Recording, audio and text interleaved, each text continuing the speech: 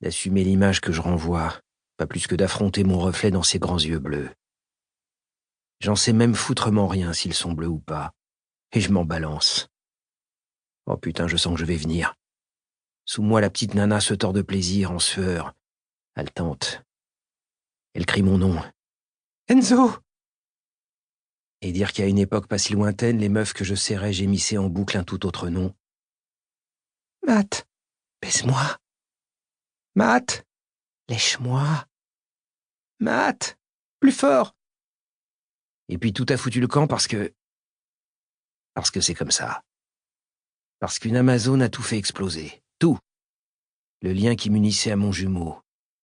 Notre vie peinarde. Notre double identité. Enzo, encore. Oh, mais merde, boucle-là, laisse-moi kiffer mes va-et-vient de tolard. J'ai été Matt pendant si longtemps que j'ai presque l'impression que c'est un autre qu'elle est en train de supplier. Ferme-la. Oui, boucle-la. Contente-toi de gémir. Contente-toi de bouger ton cul ou ta langue sur ma queue. Contente-toi de faire juste ce que je te demande. Tu n'as pas ton mot à dire. Putain, quand je la baisse, c'est le visage de Théa qui vient se superposer. Le visage de cette garce. Elle aussi a tout foutu en l'air il y a des années.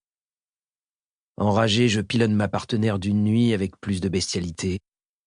Mais elle a l'air d'apprécier car ses gémissements montent crescendo. Ses longs cheveux balayent son dos. D'une main, je les attrape pour les enrouler autour de mon poignet. Sous la pression, elle se redresse, se cambre davantage.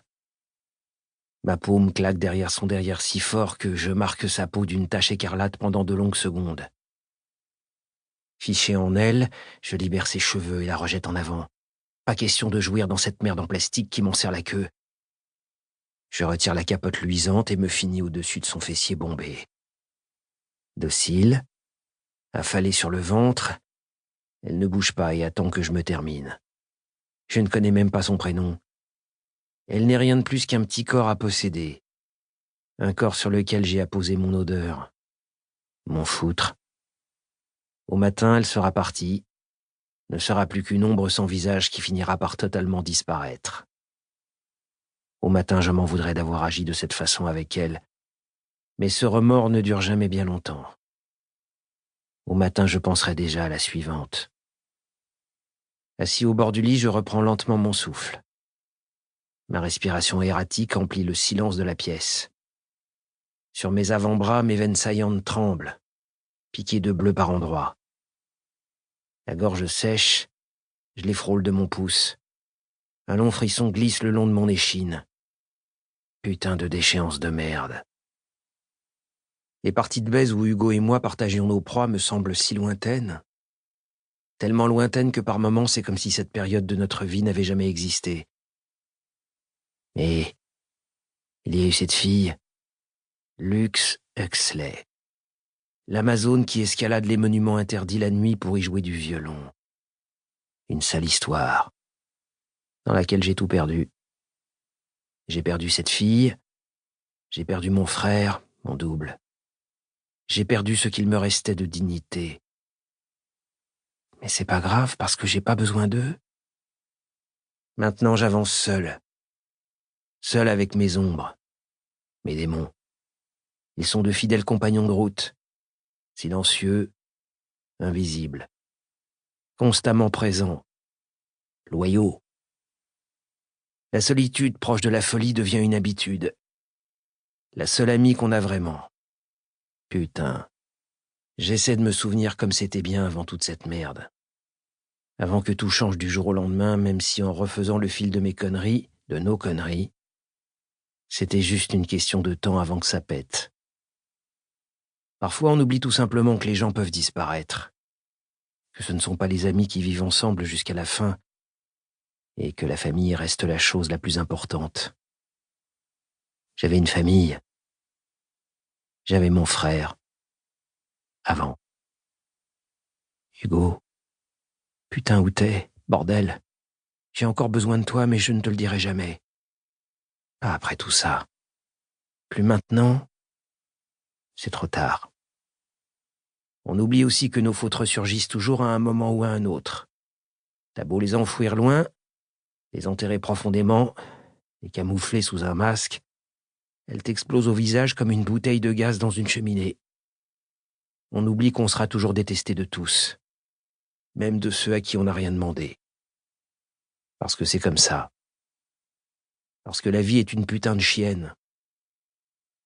Parce que tu payes toujours. Une fois, j'ai essayé de penser aux gens à qui ça pourrait faire de la peine si je disparaissais. Mais aucun nom ne m'est venu. Mon esprit est resté vide à ce moment-là, seulement habité par la merde que je m'injecte. En fait, il n'y a rien d'autre que le vide. Il n'y a rien parce que je ne manque à personne. Parce que personne n'est assez fou pour se soucier de moi. Pour se lever le matin en se demandant comment je vais, ou pour se coucher le soir avec l'envie de me voir le lendemain. Parce que je suis un foutu connard.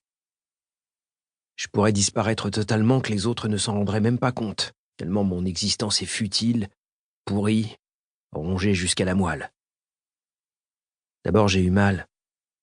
Une putain de douleur sourde qui me vrillait l'esprit H24, qui martelait ma conscience en continu jusqu'à me faire chialer. Minable. J'ai tenté de lutter, longtemps. Pendant des mois, je n'ai plus été que l'ombre de moi-même, avec cette putain d'impression que partout où je mettais les pieds, Matt était gravé sur mon front. Et puis j'ai succombé. D'abord juste une fois, juste pour essayer. Je suis redevenu Enzo.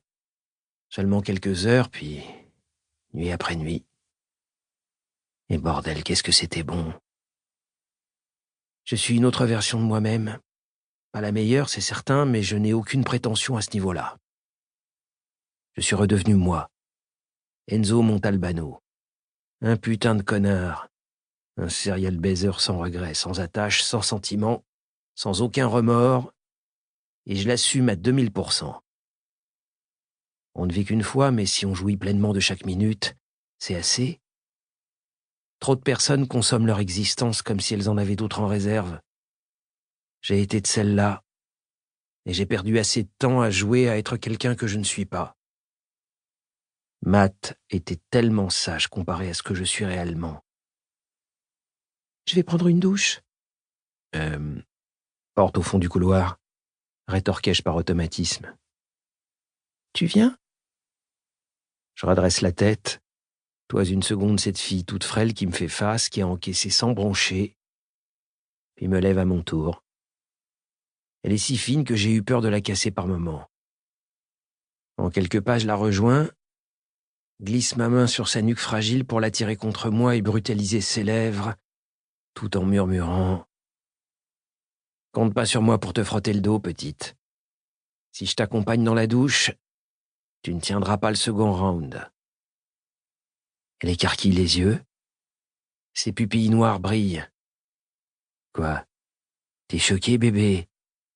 Toutes les mêmes. Elle balbutie une seconde puis recule sans un mot. Un sourire amusé sur les lèvres, je la suis du regard jusqu'à ce qu'elle referme la porte de la salle de bain derrière elle. La sourde tension qui habitait mon corps plus tôt dans la soirée s'est un peu calmée. Apaisé, j'ouvre les portes coulissantes de ma chambre qui donnent directement sur la terrasse. En contrebas des collines, les lumières d'Huntington Beach dansent dans la nuit. La villa domine les alentours et fait de moi le roi de ce territoire de débauche. Clope vissée au coin des lèvres, à poil, j'effectue quelques pas sur les dalles froides. Il ne doit pas faire plus de 10 degrés dehors, mais j'ai tellement chaud intérieurement que je ne ressens rien.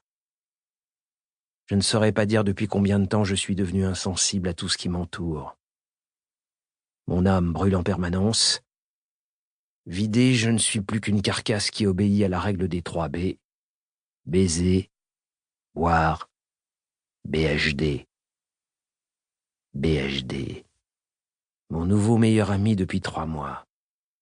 Un seul de ces petits comprimés me permet de planer grave.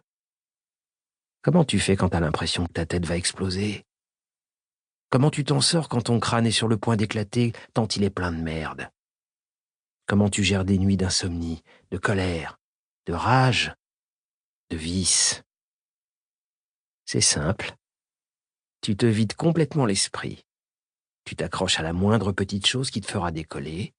te procurera un sentiment d'extase si puissant que le pire drame te paraît. Para seguir escuchando este audiolibro gratuitamente, haz clic en el enlace de la descripción y podrás escucharlo completo sin coste gracias a la prueba de 30 días de Audible.